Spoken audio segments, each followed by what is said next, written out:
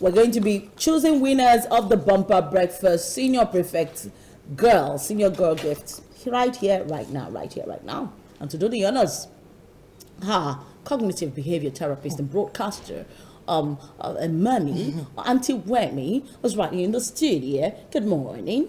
Good morning. What is?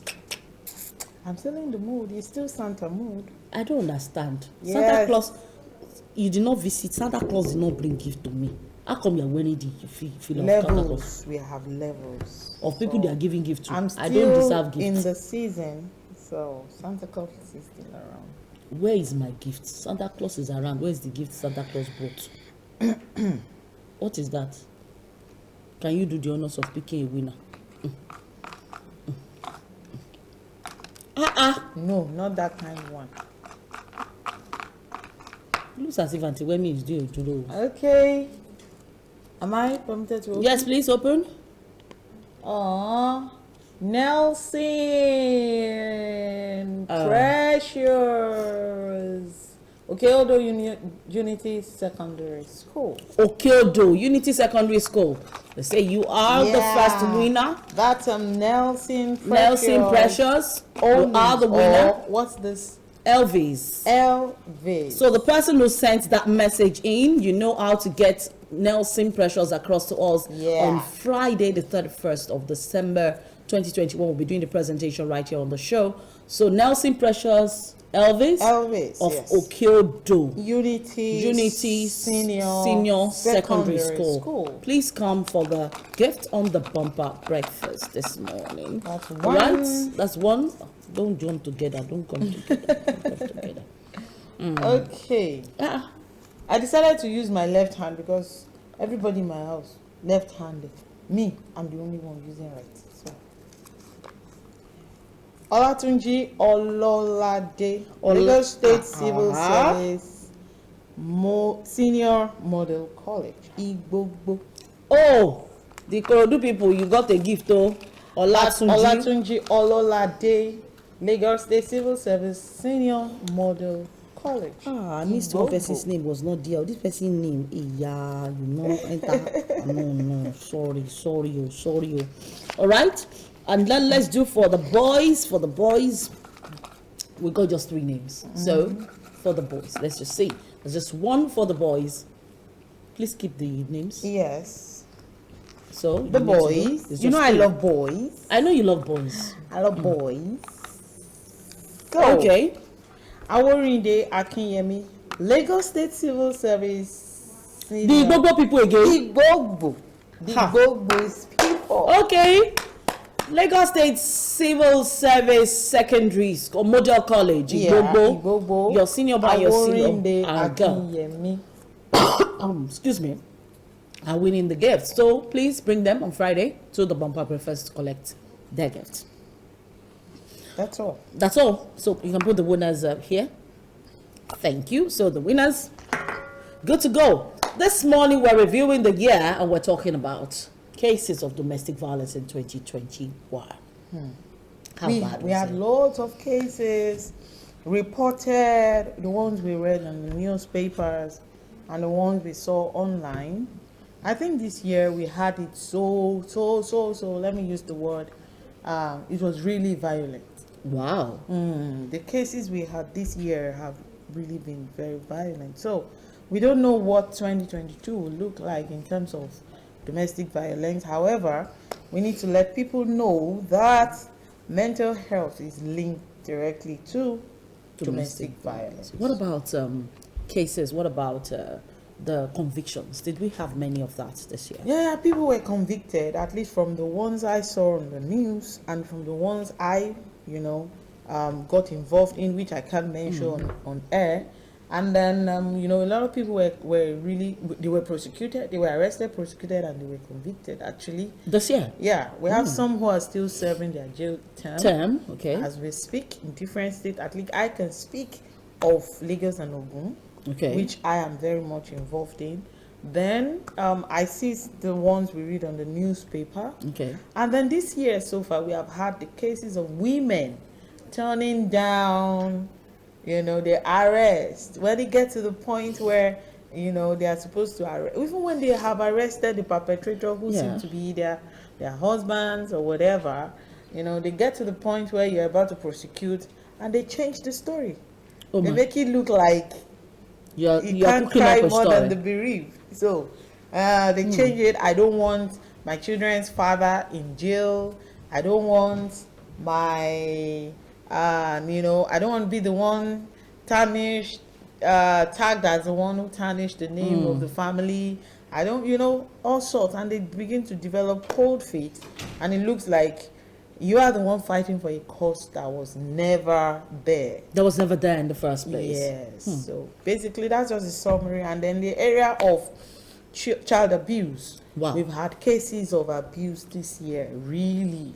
You know, toddlers being abused sexually, even physical maltreatment, and all of the people still maltreat children this year so far.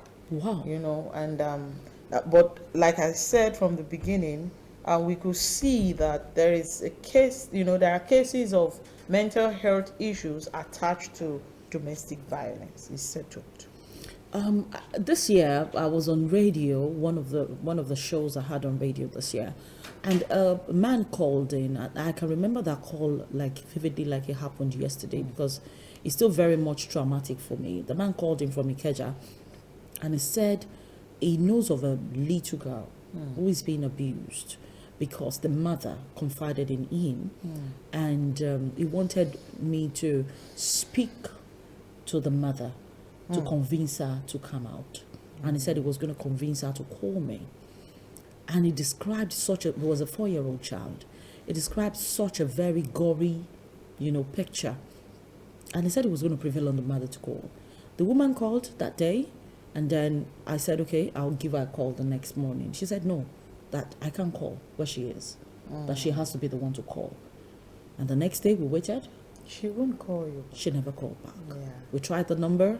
She wouldn't call back. So it just brings me to the issue of women getting to the point of deliverance. And this, you see, I wouldn't have been pained so much if she was the abused in this matter. She's an adult. It's a minor. But it's a minor. It's a 4-year-old. And the man, you know, I was not reaching the man back like, the man said he can't even find her again. It's as if she just ran away or something. Why do they cover up cases like this? Is it that the government didn't do it? Because I know that the Lagos State government has been announcing and doing so much, you know, to get people to come out and voice out their truth. Well, you know, from my experience so far, I have seen that apart from fear and insecurity, I think the parent of the abused, okay, also is still a victim. I can't call them survivor. Okay. Yeah, they never got help. They were also abused. So the trauma is still in there, because I'm working with them so far this year. And then when you get to the point, because I have a legal advisor I work with. Okay. You get to the point where the legal angle needs to take place. Then when it's time for me to step in, then I discover that empathy, showing them empathy, brings up a lot from them. Okay, they break down and tell you it's not as if I'm just afraid. Okay, it's the same thing that was done to me. So I will now end up focusing on the individual much more than the little child. You know, even the little child. So what we say is, most times the family members or the direct parent of the abused needs help too. So I think in the bid to take it legal, you know, prosecute and all of that, let's also focus on giving help, reassuring them, okay? Take them through the path where they were coming from, and throw the reality back at them. Look at the condition of the traumatic experience you are having. If you do not allow us do the proper thing, your child may likely, you know, repeat the same thing in a double fold. So we need to paint the picture of the trauma they may be exposing the minor to if you don't allow the law to take its course. If you try to protect, the perpetrator as against the abused. Because I've come to understand, some of them will break down and they tell you, apart from the pain, of the situation, they also are pained because this was done to them. Then you will discover that you are dealing with, past PTSD. Let me put it, post-traumatic stress disorder. And then it's now repeating itself in them. And then what we need to make them understand is we don't break it now. It will become a generational abuse because it's a chain. It's a chain. It will keep going and going and going. So we need to just work on them. Let me use the word work on their psyche, pamper their emotion. When you're too hard on them, then they develop cold feet and make it look like, after all, let me just remain where I am. Don't help me further.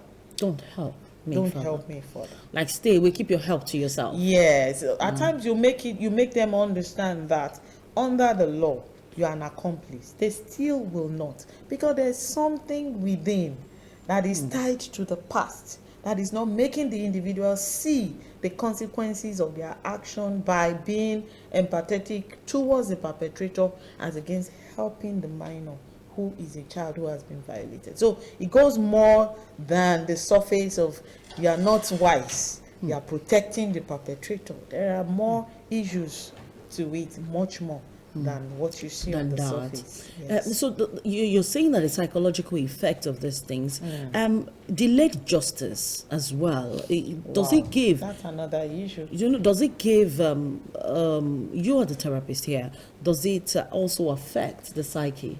It does. It does. In fact, the truth is, because the case is huge. Because I think Lagos has lots of cases. Okay. Handling.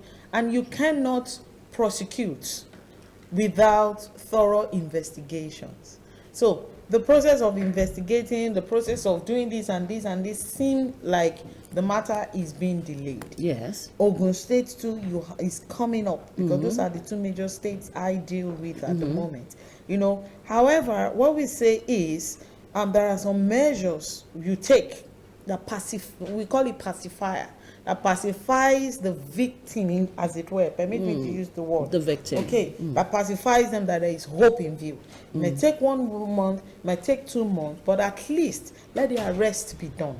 Okay. When the arrest is done, let the victim, as it were, be communicated to that these and these are the things we have done. All right. But don't forget that the families or the friends of the perpetrator too will not sleep. They also will be pressing buttons up and about. Down. So you have to bear that in mind and not slack. As a matter of fact. Yes. And not slack. Yes. Such a way that the person that you want to prosecute will end up escaping justice. All right, we're talking about cases of domestic violence and all forms of abuse in 2021, and we're reviewing the year. Going into 2022, let's begin with the government. What would you like them to do differently? Let's talk about Ogun State. I know Lagos is doing quite a lot, but you're more familiar with the system in Ogun State as well. So what would you like Ogun State government to do differently in 2022? Ogun and Lagos seem to be coming together. Okay, we're beginning to have common laws regarding domestic violence at all levels. So I say teaming up for real will work, and then immediate response will be fine. That's true. Then 3, there is a place of teaming up with people at community level, because we have more grassroots people in Ogun State than you have in Lagos. So we go team up with those people. And if there could be incentives too, because when people like a whistleblower incentive, in the rural level know that I have something to gain no matter how little